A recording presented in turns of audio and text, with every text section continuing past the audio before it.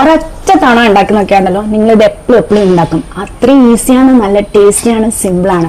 നല്ലൊരു കുക്കർ ബിരിയാണിയുടെ റെസിപ്പി നോക്കിയാൽ 600 ഗ്രാം ചിക്കനാണ് കേട്ടോ ഞാൻ എടുത്തിട്ടുള്ളത്. അതിലേക്ക് മല്ലിപ്പൊടി, മുളക് പൊടി, മഞ്ഞൾപ്പൊടി, ഗരം മസാല, ഉപ്പ്, കുരുമുളക് പൊടി, പിന്നെ തൈരും കൂടെ ആഡ് ചെയ്ത് ഞാൻ തലേദിവസം രാത്രി തന്നെ മാരിനേറ്റ് ചെയ്യാൻ വെക്കും കേട്ടോ.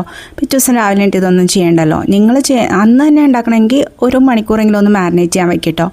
പിന്നെ ബിരിയാണി ഉണ്ടാക്കുന്നതിന് തൊട്ട് മുമ്പ് നമ്മൾ ബിരിയാണി റൈസ് കഴുകി വാരി വയ്ക്കുക. ഞാൻ 2 കപ്പ് ബിരിയാണി റൈസാണ് കേട്ടോ 600 ഗ്രാം ചിക്കൻ എടുത്തിട്ടുള്ളത്. കുക്കർ എടുക്കുക, നെയ്യ് ഒഴിക്കുക, പട്ട, ഗ്രാമ്പു, ഏലക്ക, അതുപോലെ കറുപ്പട്ടയുടെ ഇല, ഒരു സവാള ഇട്ട് നന്നായി വഴച്ച് കൊടുത്ത് കഴിയുമ്പോൾ ഇഞ്ചി വെളുത്തുള്ളി പേസ്റ്റ് ആഡ് ചെയ്യുക.